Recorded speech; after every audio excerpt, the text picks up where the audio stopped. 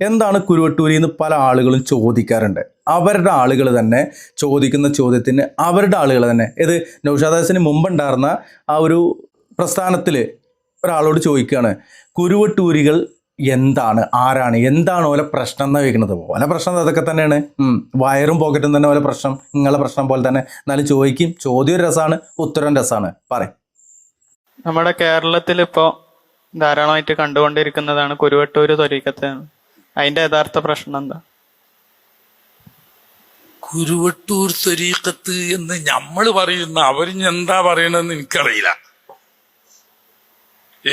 അതിന്റെ മുന്നിൽ കാണുന്ന ആള് കുരുവട്ടൂർക്കാരൻ ഒരു ഹാഫിളാണ്. കുറെ മുരീദന്മാര്, മൂല്യമാർ, 2-3 മൂല്യമാരിട്ടോളും. എന്താ ഇപ്പൊ അതിന്റെ ശരിയെന്നുള്ളത് എനിക്കറിയില്ല. ശരിയല്ല എന്ന് എനിക്ക് മനസ്സിലായി. എന്തുകൊണ്ടാന്ന് വെച്ചാൽ എന്താണ് അതിൻ്റെ ശരി എന്നുള്ളത് എനിക്കറിയില്ല, പക്ഷേ ശരിയല്ല എന്നുള്ളത് എനിക്ക് മനസ്സിലായി. എങ്ങനെ? അഞ്ജനം എന്നത് എനിക്കറിയാം, അത് മഞ്ഞൾ പോലെ കറുത്തിട്ട് അല്ല മഞ്ഞൾ പോലെ വെളുത്തിട്ട് എന്ന് പാടിയ പോലെയായി. അതെന്താണെന്നൊന്നും എനിക്കറിയില്ല, പക്ഷെ അത് ശരിയല്ല എന്നുള്ളത് എനിക്കറിയാം. ഒരു ഭക്ഷണം ഒരാളുടെ മുമ്പിൽ കൊടുന്നു വെക്കുകയാണ്. അയാൾ ഭക്ഷണം അങ്ങനെ നോക്കിയിട്ട് പറയണേ, ഇത് വേണ്ട, അത് ടേസ്റ്റ് ഇല്ല എന്ന് പറയണേ. ആ ഒരു രൂപത്തിലാണ് ഇയാൾ പറഞ്ഞത്. കഴിച്ചു നോക്കിയാലേ ചെങ്ങായി എനക്കത് ടേസ്റ്റ് ഉണ്ടോ ഇല്ല എന്നുള്ള അറിയുള്ളൂ. ഈ ഉസ്താദിനല്ല കേട്ടോ പറഞ്ഞത്, ഉസ്താദ് നല്ല മനുഷ്യനാണ്. അപ്പോൾ അത്രേ ഉള്ളൂ. പിന്നെ നല്ല മനുഷ്യനാണെന്നൊക്കെ പറഞ്ഞിട്ടും ട്രോൾ ചെയ്യേണ്ട ഒരു സാഹചര്യം വരുന്നത് ആ തൊഴുത്തിൽ തന്നെ പിന്നെയും നിങ്ങൾ സ്വയം കെട്ടിയിട്ട് അവിടെ നിൽക്കുമ്പോഴാണ്. ഇറങ്ങിപ്പോരും, അപ്പോഴുള്ളൂ നല്ല മനുഷ്യൻ എന്നുള്ളത് പൂർണ്ണതയിലെത്തുക. എന്തായാലും ഉസ്താദ് കുറച്ചും കൂടി പറഞ്ഞിട്ട് കേൾക്കാം. ഞങ്ങളെ കീശീരിന്റെ കുയ്യമ്പറമ്പിൽ ഉണ്ട് ഒരു ബീരാണി എന്ന് പറഞ്ഞിട്ട് വെറും ഒരു തേങ്ങ പൊളിച്ചാന്ന് പറഞ്ഞതിന് 5ാം ക്ലാസ് മദ്രസ വരെ പഠിച്ചിട്ടില്ലാത്തൊരു സാധുവായ മനുഷ്യൻ. അദ്ദേഹം ഷെയ്ഖും മുറബിയുമാണെന്ന് മാത്രമല്ല, ദിക്ർ ഹൽക്കയിൽ ഖുർആൻ താഴെ വെച്ച് അതിന്റെ മുകളിൽ കയറി നിൽക്കുമായിരുന്നു ഈ ബീരാണി. ഈ ബീരാണികൾ ഈ ഒരു ബീരാണിയിൽ മാത്രം അവസാനിക്കുന്നതല്ല. കേരളത്തിൽ അങ്ങോളം ഇങ്ങോളമായിട്ട് കുറേ ബീരാണികളുണ്ട്. ഇപ്പോൾ ഒരു ബീരാണിനെ കുറിച്ച് ഒരു ന്യൂസ് വന്നിരുന്നു, കയ്യിലുണ്ടെങ്കിൽ ചേർക്കാം, എല്ലാവരും അറിഞ്ഞതാണ്. കോഴിക്കോട് കൊടുവള്ളി പുത്തൻവീട് നക്ഷബന്ദിയ ത്വരീഖത്തിൽ ഇപ്പോഴത്തെ ഗുരു ഷാഹുൽ ഹമീദിനെ ഇക്കാക്ക എന്നാണ് അനുയായികൾ വിളിക്കുന്നത്. ഇക്കാക്കയുടേത് അവസാന വാക്കെന്ന് മുൻ അംഗങ്ങൾ പറയുന്നു. കുട്ടികളുടെ പഠനം, വ്യാപാരം, ഭൂമി വിൽപ്പന, വിവാഹം തുടങ്ങിയ കാര്യങ്ങളിലെല്ലാം നേതാവിൻ്റെ തീരുമാനമാണ് നടപ്പാവുക. ഫേസ്ബുക്ക് ഉപയോഗിക്കാൻ പാടില്ല, അതേപോലെ കല്യാണം കഴിയാതെ സ്മാർട്ട് ഫോൺ ഉപയോഗിക്കാൻ പാടില്ല. എല്ലാവർക്കും പുറത്ത് പോയി പഠിക്കണമെന്ന് അങ്ങനെ ആഗ്രഹമുള്ളവരൊക്കെ ഉണ്ടാവും.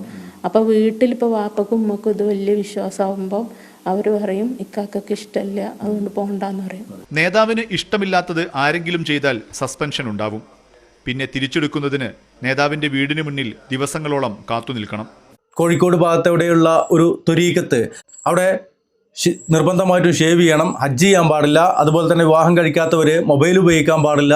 അതുപോലെ പിഴച്ച കുറേ ചിന്താഗതികളുമായിട്ട് അതിൻ്റെ ഷാഹുൽ ഹമീദ് എന്ന് പറയുന്ന മഷായിഖ് മൂപ്പര് പ്രവാചകനാണ് എന്നൊക്കെ പറഞ്ഞുകൊണ്ട് അയാളുടെ നിയന്ത്രണത്തിൽ കഴിഞ്ഞുകൂടുന്ന പാവപ്പെട്ട കുറേ കുടുംബങ്ങൾ, പാവപ്പെട്ടവരെന്നല്ല, അന്ധവിശ്വാസികളാണ്. അന്ധവിശ്വാസികളായതുകൊണ്ടാണല്ലോ ആ പിഴച്ച ലെവലിൽ പോയി കൂടിയത്. പരിശുദ്ധ ഖുർആനും സ്വഹീഹ് ഹദീസും അത് വ്യക്തമായിക്കൊണ്ട് അറിയുകയും പഠിക്കുകയും മനസ്സിലാക്കുകയും ചെയ്യാത്തതിൻ്റെ പ്രശ്നമാണ്. അത് സംബന്ധിച്ച് പറയുകയാണെങ്കിൽ കുറേ പറയാണ്ട്, ഇവിടെ ഈ ഉസ്താദ് പറയട്ടെ. എനിക്കൊക്കെ പരിചയമുള്ള ആളാണ് ഈ ബീരാണി. ഖുർആന്റെ മുകളിൽ, കാരണം എന്തുകൊണ്ട് ഖുർആനെക്കാട്ടിലും ഷറഫ് മൂപ്പർക്കാണെന്ന് വാദിച്ചിട്ട് അങ്ങനെയുള്ള ബീരാണി മരിച്ചിട്ട് മഹലൊക്കെ വിലക്കിയതാണ്. ഇയാളെ പേരന്റെ മുറ്റത്ത് തന്നെയാണ് ഇയാളെ മറുമാടിയത്. ഈ ഖുർആനേക്കാളും ഷറഫ് എനിക്കാണ് എന്ന് ബീരാണി പറഞ്ഞു എന്ന് പറഞ്ഞാൽ അതുപോലത്തെ ബീരാണികൾ വേറെ ഉണ്ടെന്നുള്ളത് നമ്മൾ പറഞ്ഞു കഴിഞ്ഞതാണ്.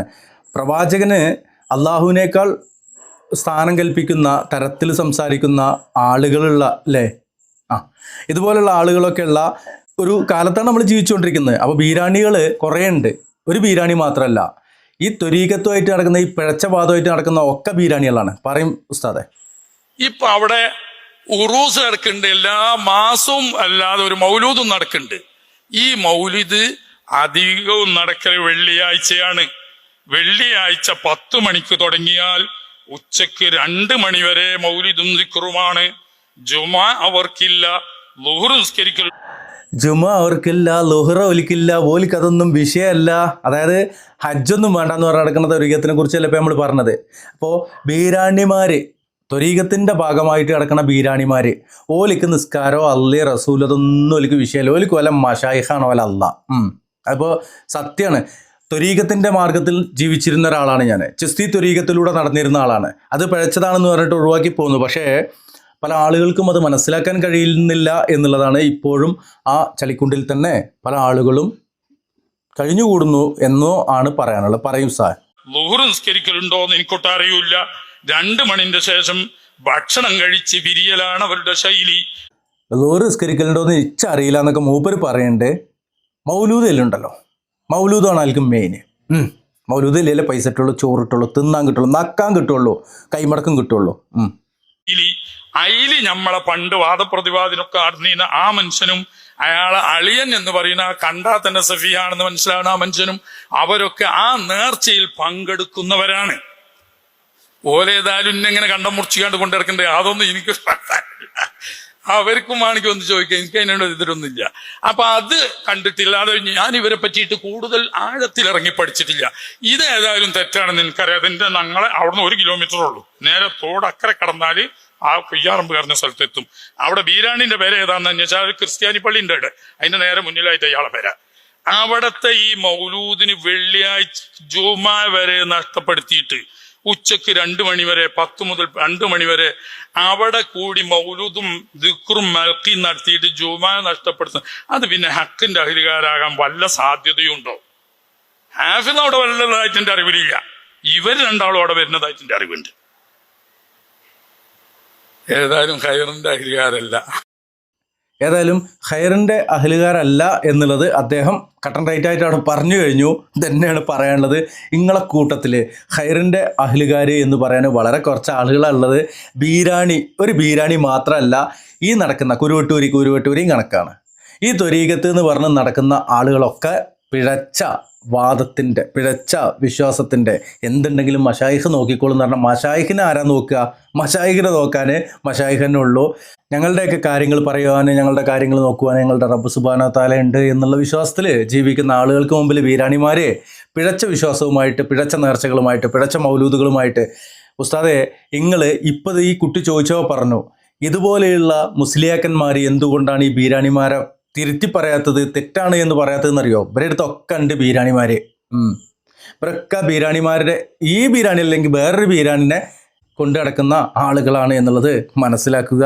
ബീരാണിമാരല്ല ദീനുൽ ഇസ്ലാം.